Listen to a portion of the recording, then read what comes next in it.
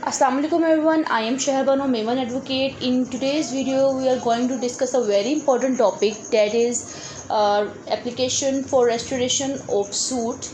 आज हम बात करेंगे कि बहाली दावा की दरख्वास्त किस तरह से दे सकते हैं आप, और इसके अलावा आज हम इस वीडियो में 3-4 चीज़ें कवर करेंगे। आज मैं आपको बताऊंगी कि आपका दावा किस तरह से किन सूरतों में डिसमिस हो सकता है, वो कौन कौन सी सूरतें हैं और वो किस लॉ के तहत आपका दावा डिसमिस हो सकता है। और अगर आपका दावा डिसमिस हो गया है तो आप उसको किस लॉ के तहत उसको बहाल करवाएंगे। और अगर आपका दावा आपने एक टाइम पीरियड जो लॉ ने आपको दिया है उसके अंदर रहते हुए अगर आप बहाल नहीं करवाते हैं, तो क्या आपके पास कोई ऐसा लॉ है जिसके तहत जिसको आप यूज़ करके आप अपना दावा दोबारा से बहाल करवा सकते हैं। तो इस सब 3-4 चीज़ों को आज हम इस एक वीडियो के अंदर कवर करेंगे। तो स्टेप बाय स्टेप चलते हैं। सबसे पहले आज अपने सबसे पहले पॉइंट की तरफ, जो है डिसमिसल ऑफ सूट।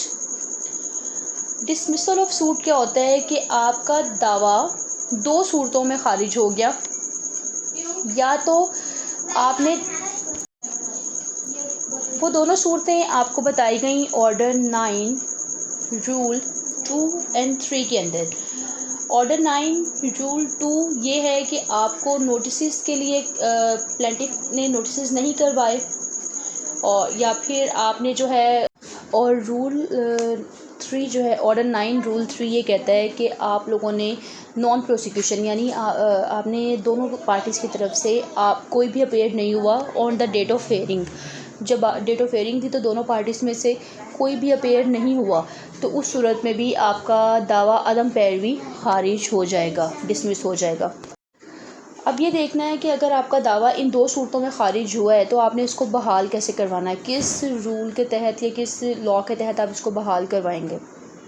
तो इसकी बहाली के लिए आपको जाना पड़ेगा ऑर्डर 9 रूल 4 की तरफ, जिसमें आपका दावा जो है through application for restoration of suit आप इसको फ़ाइल करेंगे। आप उसको आप एप्लीकेशन आप देंगे, और वो एप्लीकेशन देने के बाद आपका दावा जो है वो बहाल कर दिया जाएगा। अब सबसे इम्पोर्टेंट चीज़ यहाँ पर ये है कि आपको ये एप्लीकेशन जो है विद इन टाइम देनी होगी, जो टाइम लॉ ने हमारे लिए फ़िक्स कर दिया है। और वो टाइम क्या है कि जैसे ही आपका दावा खारिज होता है, आपने उसके उस दिन से आगे 30 दिन तक, इस 30 दिन के अंदर अंदर आपने उस एप्लीकेशन को मूव करना है।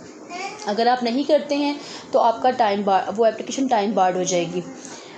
अब अगर एग्जाम्पल आपने एप्लीकेशन नहीं दी, एप्लीकेशन टाइम बार्ड होगी, तो फिर आपने क्या करना है, आपने जब दोबारा से अगर आप रेस्टोरेशन का करना, अब आपने क्या करना है कि आपने कंडोनेशन ऑफ डिले की एप्लीकेशन को साथ अटैच करना है। इसके कंडोनेशन ऑफ डिले क्या है, बेसिकली ये एक्सेप्शन है रूल आपकी एक्सेप्शन है आपकी सेक्शन 3 की।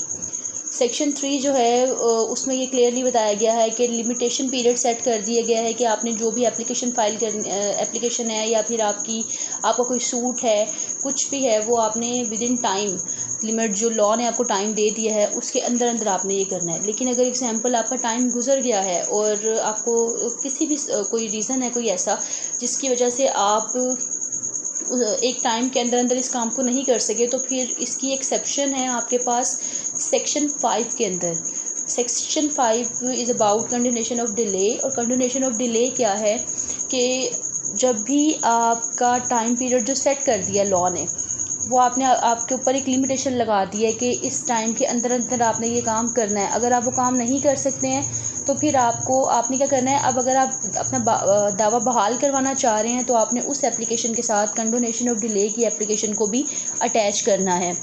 और जब कोर्ट अब उस कंडोनेशन ऑफ डिले की एप्लीकेशन के अंदर आपने, ऐसा नहीं है कि आपने एप्लीकेशन दी और वो एक्सेप्ट हो जाएगी, उसके अंदर आपको एक सफिशिएंट कॉज बताना पड़ेगा।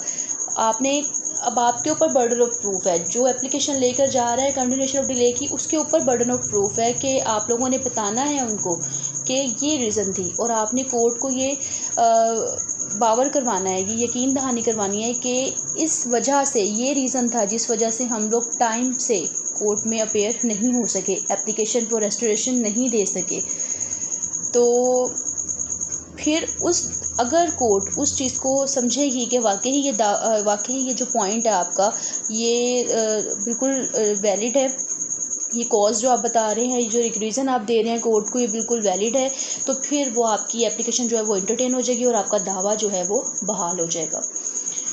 तो उम्मीद करती हूँ आपको मेरी आज की ये वीडियो बहुत पसंद आई होगी। अगर आपको मेरी आज की वीडियो पसंद आई है तो do subscribe my channel and share, इसको ज़्यादा से ज़्यादा लोगों के साथ शेयर करें और